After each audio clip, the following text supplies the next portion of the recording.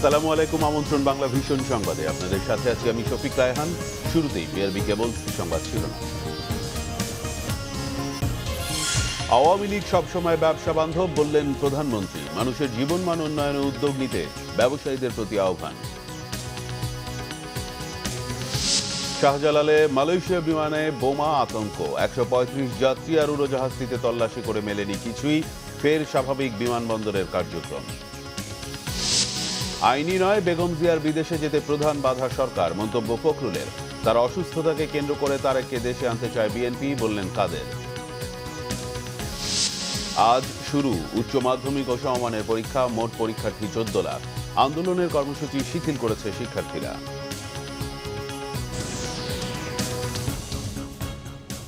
দেখছিলেন বিআরবি কেবল সংবাদ শিরোনাম, এবার বিস্তারিত।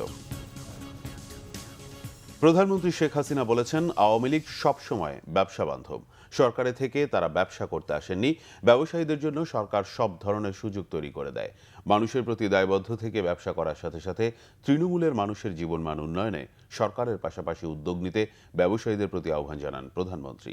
বুধবার সন্ধ্যায় এফবিসিসিআইয়ের আয়োজনে স্বাধীনতার সুবর্ণ জয়ন্তী উপলক্ষে ১৬ দিন ব্যাপী অনুষ্ঠানের উদ্বোধনী পর্বে এসব কথা বলেন প্রধানমন্ত্রী। ডিএনসিসির সহযোগিতায় হাতিরঝিল এমপি থিয়েটারে এই অনুষ্ঠানে গণভবন থেকে ভার্চুয়ালি যোগ দেন প্রধানমন্ত্রী। আওয়ামী লীগ সবসময় বেসরকারি খাতকে গুরুত্ব দেয় জানিয়ে প্রধানমন্ত্রী বলেন, বেসরকারি খাতকে উন্মুক্ত করার ফলেই বিভিন্ন খাতে প্রভূত উন্নতি হয়েছে। দীর্ঘ সময় ক্ষমতায় থাকায় দীর্ঘ মেয়াদে পরিকল্পিতভাবে দেশের উন্নয়ন সম্ভব হয়েছে বলেও জানান শেখ হাসিনা। জানান, তৃণমূলের মানুষের জীবনমান উন্নয়নে সরকার করোনা পরিস্থিতির মধ্যেও কাজ করে যাচ্ছে। বিজয়ের মাসের প্রথম দিন থেকে ১৬ ডিসেম্বর পর্যন্ত স্বাধীনতার সুবর্ণ জয়ন্তীর এই অনুষ্ঠানে প্রতিদিনই থাকবে নানা সাংস্কৃতিক আয়োজন। দারিদ্র্যমুক্ত করা, উন্নত করা, সমৃদ্ধশালী করা এবং বাংলাদেশ হবে জাতির পিতার স্বপ্নের সোনার বাংলাদেশ। সেই সোনার বাংলাদেশই আমি গড়ে তুলতে চাই। সরকারের পক্ষ থেকে আমরা ব্যবসা করতে আসিনি, কিন্তু ব্যবসায়ীদের সকল ধরনের সুযোগ সুবিধা সৃষ্টি করে দেওয়া। আওয়ামী লীগ সবসময় ব্যবসা বান্ধব, এতে কোনো সন্দেহ নাই, এবং সেটা আপনারা নিশ্চয়ই এতদিনে সেটা উপলব্ধি করতে পেরেছেন।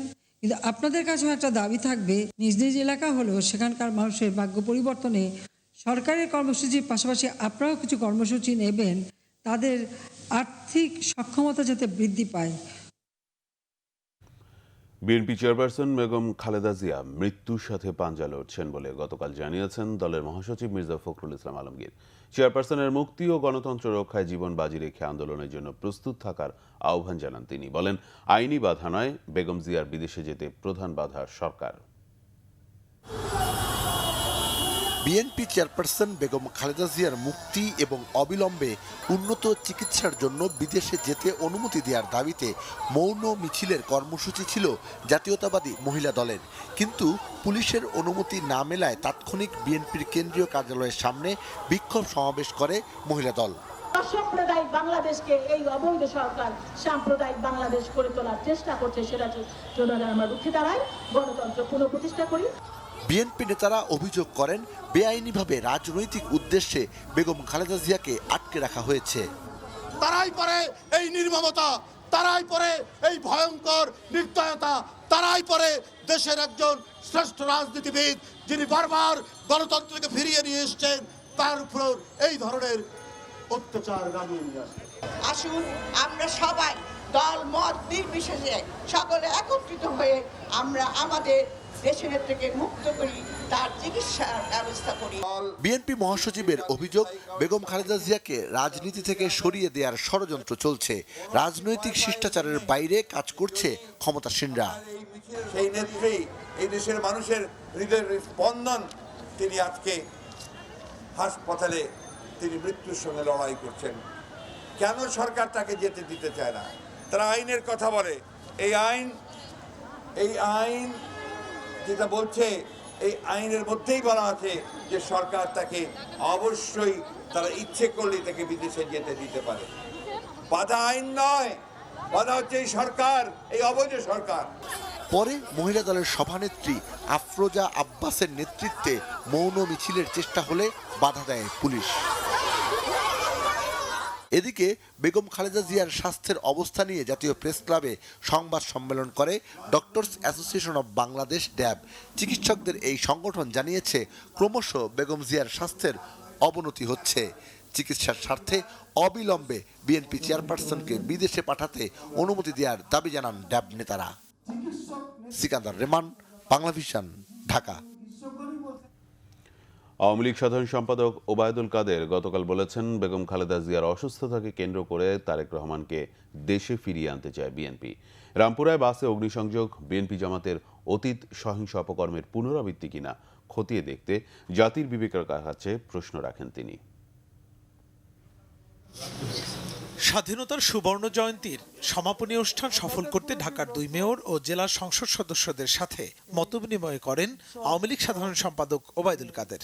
বলেন, বেগম খালেদা জিয়ার মৃত্যু কামনা করছে না আওয়ামী লীগ, বরং বিএনপি এ নিয়ে রাজনীতি করছে। বেগম জিয়ার স্বাস্থ্যজনিত ব্যাপার বিএনপি তার স্বাস্থ্য নিয়ে যত না তাদের উদ্বেগ, তার চেয়ে বেশি হচ্ছে তারা তার স্বাস্থ্যকে কেন্দ্র করে, শারীরিক অবস্থাকে কেন্দ্র করে তারা রাজনীতির ইস্যু খুঁজে বেড়াচ্ছে। এ থেকে তারা রাজনীতির মাঠ গরম করতে চায়, তাদের ঝিমিয়ে পড়া নেতা কর্মীদেরকে তারা চাঙ্গা করতে চায়, তারা দেশে একটা বিশৃঙ্খলার আবর্ত তৈরি করতে চায়। এবং সে কারণে আজকে বেগম জিয়াকে নিয়ে তারা এক এক সময় এক এক কথা বলছে। মির্জা ফখরুল কি করে বলেন যে স্লো পয়জনিং করে আওয়ামী লীগ সরকার খালেদা জিয়াকে মারার ষড়যন্ত্র করছে। ওবায়দুল কাদের জানান, ঢাকার পর চট্টগ্রাম নগরীতে শিক্ষার্থীদের জন্য হাফ পাসের চিন্তা করছে পরিবহন মালিকরা। এর আগে দলের বিজ্ঞান ও প্রযুক্তি বিষয়ক উপকমিটির সেমিনারে ভার্চুয়ালি যুক্ত হন আওয়ামী লীগ সাধারণ সম্পাদক। জানান, বিজয়ের মাসে 5G যুগে প্রবেশ করবে বাংলাদেশ। আগামী 12 ডিসেম্বর 5Gর পরীক্ষামূলক কার্যক্রম উদ্বোধন করবেন প্রধানমন্ত্রীর আইসিটি উপদেষ্টা সজীব ওয়াজেদ জয়। পরে ব্রিফিংয়ে রামপুরার ঘটনাকে নিছক দুর্ঘটনা নাকি পূর্ব পরিকল্পিত সেই প্রশ্ন রাখেন ওবায়দুল কাদের। গত সোমবার রাজধানীর রামপুরার পলারবাগ এলাকায় অনাবিল পরিবহনের বাসের চাপা ঘটনাস্থলে একজন কলেজ ছাত্র নিহত হয়। এই তরুণের নিহত হওয়ার ঘটনায় আমরা মর্মাহত, ব্যথিত।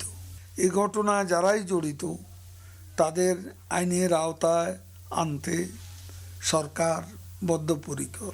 এখানে একটা বিষয় উল্লেখযোগ্য, এই ঘটনায় 17টি বাসে আগুন দেওয়া হয়েছে।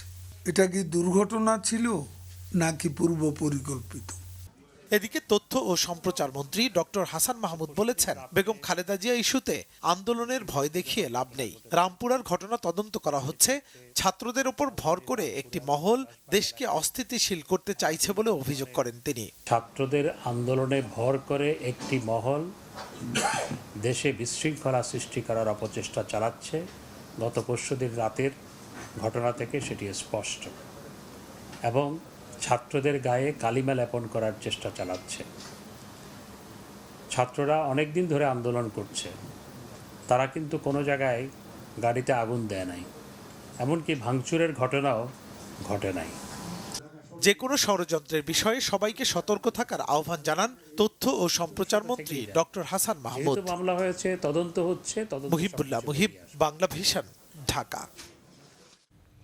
বোমা থাকার সন্দেহে ঢাকা শাহজালাল বিমানবন্দরে মালয়েশিয়া থেকে আসা একটি উড়োজাহাজে তল্লাশি চালালেও সন্দেহজনক কিছু পাওয়া যায়নি বলে জানিয়েছেন শাহজালাল বিমানবন্দরের নির্বাহী পরিচালক group captain AHM Tauhidul Ahsan. তিনি জানান, যে তথ্য তারা পেয়েছিলেন তার কোনো সত্যতা না মিললেও তারা স্ট্যান্ডার্ড অফ প্রসিডিউর SOP অনুযায়ী পুরো উড়োজাহাজটি এবং যাত্রীদের তল্লাশি চালান। শিডিউল ফ্লাইটের 135 জন যাত্রী নিয়ে কুয়ালালামপুর থেকে মালয়েশিয়ান এয়ারলাইন্সের একটি বিমান ঢাকায় আসার পথে বিমানটির কয়েকজন যাত্রীর সাথে বোমা রয়েছে বলে হঠাৎই র্যাবের কাছে ফোন আসে। র্যাবের কাছ থেকে এমন খবর পাওয়ার পরপরই সতর্ক হয়ে ওঠে হযরত শাহজালাল আন্তর্জাতিক বিমানবন্দর কর্তৃপক্ষ। রাত 9টা 48 মিনিটে মালয়েশিয়ান এয়ারলাইন্সের বিমানটি হযরত শাহজালাল বিমানবন্দরে অবতরণ করে। এরপর ট্যাক্সিওয়েতে নিয়ে বিমান বাহিনীর বোম ডিসপোজাল ইউনিট বিমানটিতে তল্লাশি চালায় বলে জানান বিমানবন্দরের নির্বাহী পরিচালক group captain AHM Tauhidul Ahsan.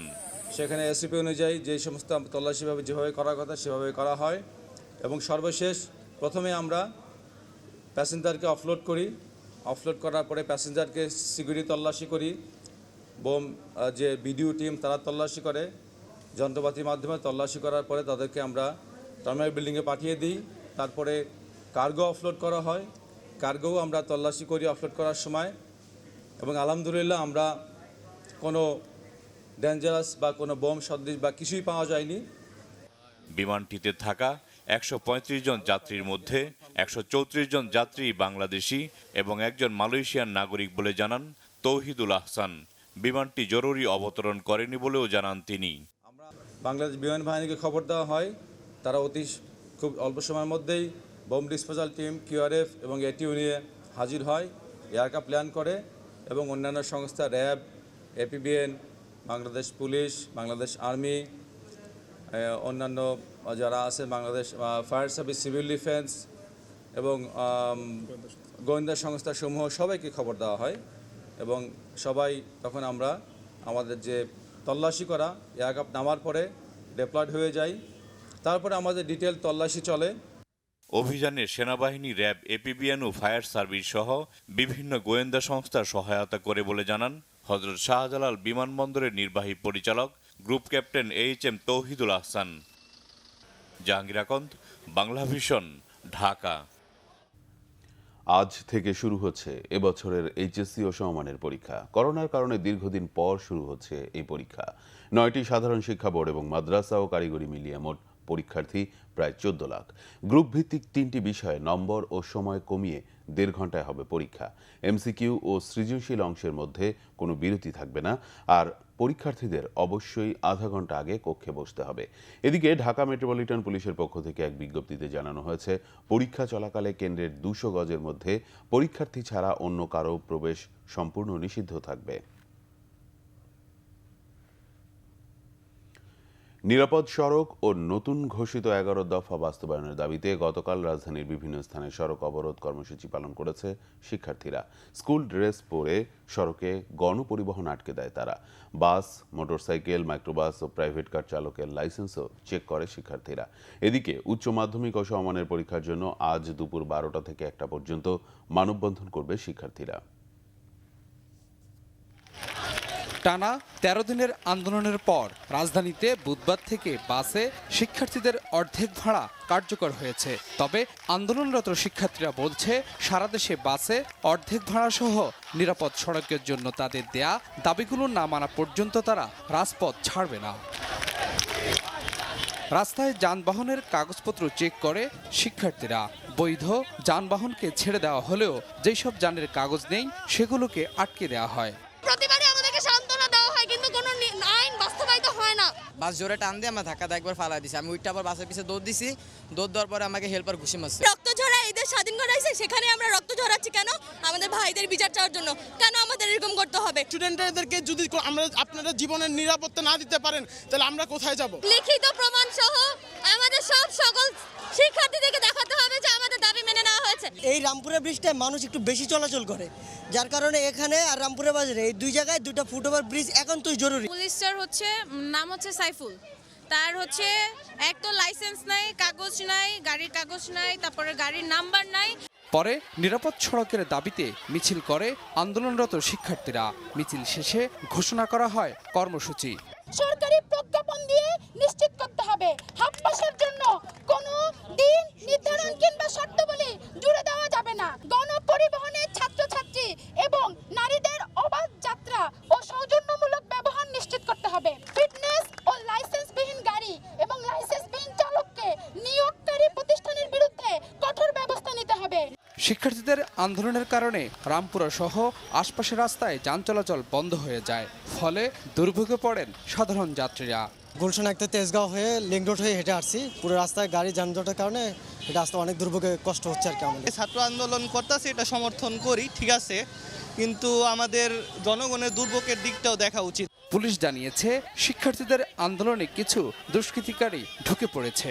আন্দোলনকে ভিন্ন খাতে প্রবাহিত করার জন্য একটা কুচক্রী মহল অলরেডি তাদের ভিতরে ঢুকে পড়ছে। তো আমরা সতর্ক আছি, যারা ওই দিন আপনার এই গাড়ি ভাঙচুর করেছে, গাড়িতে অগ্নিসংযোগ করেছে, আমরা তাদেরকে আইডেন্টিফাই করে আইনের এই আওতায় তাদেরকে নিয়ে আসব। এদিকে সড়ক দুর্ঘটনায় নিহত নটরডেম কলেজের শিক্ষার্থী নাইম হাসানের নামে ফুটওভার ব্রিজ তৈরির ঘোষণা দিয়েছেন ঢাকা দক্ষিণ সিটি কর্পোরেশনের মেয়র শেখ ফজলুল তাপস। আমরা আরেকজনকেও আমরা শনাক্ত করেছি, যিনি সেই তার দায়িত্ব অবহেলা করেছে, তাকেও আমরা সাময়িক বরখাস্ত করেছি এবং আমরা এই কার্যক্রম কঠোরভাবে আমরা এটা দমন করব। শিক্ষার্থীদের দাবির সঙ্গে একমত প্রকাশ করে তাপস বলেন, সিটি কর্পোরেশনের ময়লার গাড়ির ব্যবস্থাপনায় কোনো অনিয়ম থাকলে নেওয়া হবে কঠোর ব্যবস্থা। ইসম ভয়েস, বাংলা ভিশন, ঢাকা। রাষ্ট্রপতি মোহাম্মদ আব্দুল হামিদ বলেছেন, জাতীয় ও আন্তর্জাতিক শ্রমবাজারের চাহিদা ও যোগ্যতা বিবেচনায় নিয়ে শিক্ষার মান ও শিক্ষার্থীদের সক্ষমতা বাড়াতে ঢাকা বিশ্ববিদ্যালয়কে নেতৃত্ব দিতে হবে। তিনি বলেন, দক্ষ ও মেধাবী জনশক্তি তৈরি করতে হবে যেন সরকারের লক্ষ্য অর্জন সহ যুগের সাথে তাল মিলিয়ে চলতে পারে শিক্ষার্থীরা।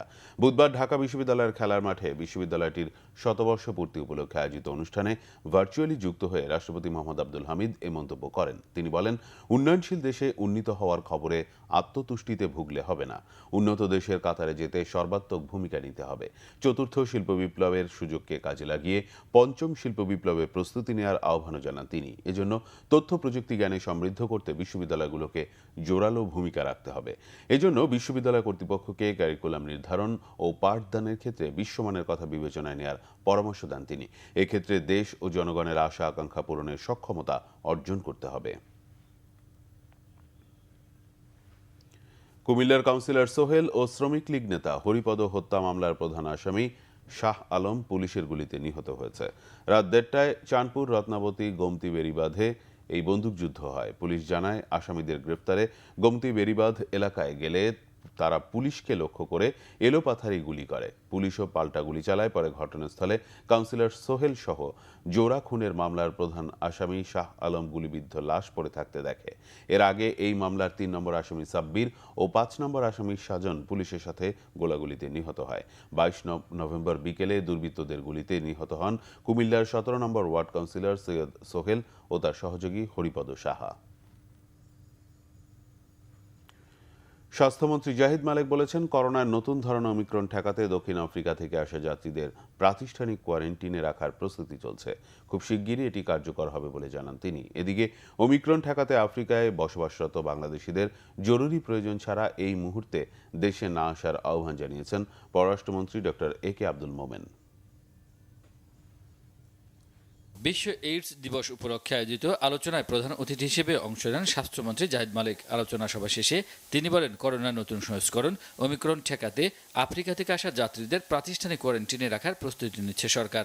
তাছাড়া দক্ষিণ আফ্রিকা ছাড়া অন্যান্য দেশ থেকে আসা যাত্রীদের ৪৮ ঘন্টা আগের করোনা রিপোর্ট না থাকলে তাদেরকে প্রাতিষ্ঠানিক কোয়ারেন্টিনে রাখার নির্দেশনা দেওয়া হয়েছে। সাউথ আফ্রিকা এবং আফ্রিকা থেকে আসবে বিশেষ করে তাদের বাধ্যতামূলক 14 দিনের কোয়ারেন্টাইনের ব্যবস্থা আমরা নিতে বলেছি। সকল জেলা প্রশাসনকে খবর দেওয়া হয়েছে যে তারা জানি এই ব্যক্তিগুলোকে খুঁজে বের করে। সিভিল এভিয়েশনকে আমরা চিঠি দিয়েছি, তাদেরকে আমরা পরামর্শ দিয়েছি যাতে তারা সব তথ্যটা ঠিকমতো নেয় এবং সেই তথ্যগুলো জানিয়ে আমাদের কাছেও পাঠিয়ে দেয়। এদিকে পররাষ্ট্রমন্ত্রী ডক্টর এ.কে আব্দুল মোমেন খুব বেশি প্রয়োজন না পড়লে আফ্রিকায় বসবাসরতদের দেশে না আসার আহ্বান জানিয়েছেন। এ ব্যাপারে মিশনগুলোতে চিঠি দেওয়া হয়েছে বলে জানান তিনি। আমরা আমাদের যতগুলো মিশন আছে এই আফ্রিকার, সেইখানে আমরা ওদের একটি মেসেজ পাঠিয়েছি যে তাদের এই মুহূর্তে নিরুৎসাহিত করার জন্য, বিশেষ করে সাউথ আফ্রিকার প্রতিবেশী যেগুলো রাষ্ট্র, সেইখানে যারা আছেন তাদের, আপনি মূলত ওই দেশের লোক অত আসে না, আসে তো আমাদের লোক। আমাদের লোকের প্রতি আমরা কিছুটা সংবেদনশীল থাকি, তবু আমরা বলছি যে কিছুদিন পরে আসেন। এই বর্তমানে এটা তো ঠিক জানি না কি অবস্থা, ইমার্জেন্সি না হলে আমরা বলছি যে আপনারা পরে আসলে ভালো। পররাষ্ট্র মন্ত্রণালয়ে বিশ্ব শান্তি সম্মেলন উপলক্ষে আয়োজিত সংবাদ সম্মেলনে এসব বলেন ডক্টর এ.কে আব্দুল মোমেন। চলতি মাসের ৪ থেকে ৫ তারিখ ঢাকায় বিশ্ব শান্তি সম্মেলন অনুষ্ঠিত হবে বলে জানান তিনি। ইমরুল কায়েস, বাংলা ভিশন, ঢাকা। করোনায় দেশে আরও 2 জনের মৃত্যু হয়েছে। এ নিয়ে কোভিড-19-এ মারা গেছেন মোট ২৭,৯৮৩ জন। স্বাস্থ্য অধিদপ্তরের পাঠানো এক বিজ্ঞপ্তিতে জানানো হয়েছে ১৮,৮৫১ নমুনা পরীক্ষা করে ২৮২ জনের শরীরে করোনা ভাইরাস শনাক্ত হয়েছে। এ নিয়ে মোট ১৫,৭৬,৫৬৬ জনের করোনা শনাক্ত হলো। নতুন করে সুস্থ হয়েছেন ৩৮৩ জন। এ নিয়ে মোট সুস্থ হলেন ১৫,৪১,৩৪৮। পরীক্ষা বিবেচনায় শনাক্তের হার ১.৫০, সুস্থ ৯৭.৭৭, মৃত্যুর হার 1.77। এদিকে এক ব্রিফিংয়ে আপাতত ওমিক্রন সংক্রমিত দেশ থেকে না আসতে প্রবাসীদের প্রতি আহ্বান যারা আছেন, যারা বাংলাদেশে এই সময়ে ভ্রমণ করতে চান, আসতে চান, বিশেষ করে দক্ষিণ আফ্রিকা এবং আফ্রিকা মহাদেশ থেকে যারা আসতে চান, বা ইউরোপের যে সমস্ত দেশগুলোতে ওমিক্রনের ভেরিয়েন্টটি অধিক সংখ্যায় শনাক্ত হচ্ছে, তাদের প্রতি আমাদের বিনীত অনুরোধ থাকবে, আপনারা আপনাদের ভ্রমণ পরিকল্পনাটিকে আপাতত স্থগিত রাখুন, অথবা পরিবর্তিত পরিস্থিতিতে স্বাভাবিক না হওয়া পর্যন্ত পরিকল্পনাটিকে আপনারা একেবারেই বন্ধ রাখুন। সংবাদ শেষ করব বিআরবি কেবল শিরোনামগুলো আরেকবার জানিয়ে। আওয়ামী লীগ সবসময় ব্যবসা বান্ধব বললেন প্রধানমন্ত্রী। মানুষের জীবনমান উন্নয়নে উদ্যোগ নিতে ব্যবসায়ীদের প্রতি আহ্বান। শাহজালালে মালয়েশীয় বিমানে বোমা আতঙ্ক, ১৩৫ যাত্রী আর উড়োজাহাজটিতে তল্লাশি করে মেলেনি কিছুই। ফের স্বাভাবিক বিমানবন্দরের কার্যক্রম। আইনি নয়, বেগম জিয়ার বিদেশে যেতে প্রধান বাধা সরকার, মন্তব্য ফখরুলের। তার অসুস্থতাকে কেন্দ্র করে তারেককে দেশে আনতে চায় বিএনপি, বললেন কাদের। আজ শুরু উচ্চ মাধ্যমিক ও সমমানের পরীক্ষা, মোট পরীক্ষার্থী ১৪ লাখ। আন্দোলনের কর্মসূচি শিথিল করেছে শিক্ষার্থীরা। এই ছিল এখনকার মতো। পরের সংবাদ সকাল ১০টায়। এর আগে ৯টায় রয়েছে নিউজ ক্যাপ্টেন দেখার আমন্ত্রণ রইল। এছাড়া বাংলা ভিশন সংবাদ ও সংবাদ সংশ্লিষ্ট অনুষ্ঠান দেখতে ভিজিট করুন www.bvnews24.com, facebook.com/বাংলাভিশন নিউজ এবং সাবস্ক্রাইব করুন youtube.com/বাংলাভিশন। এতক্ষণ সাথে থাকায়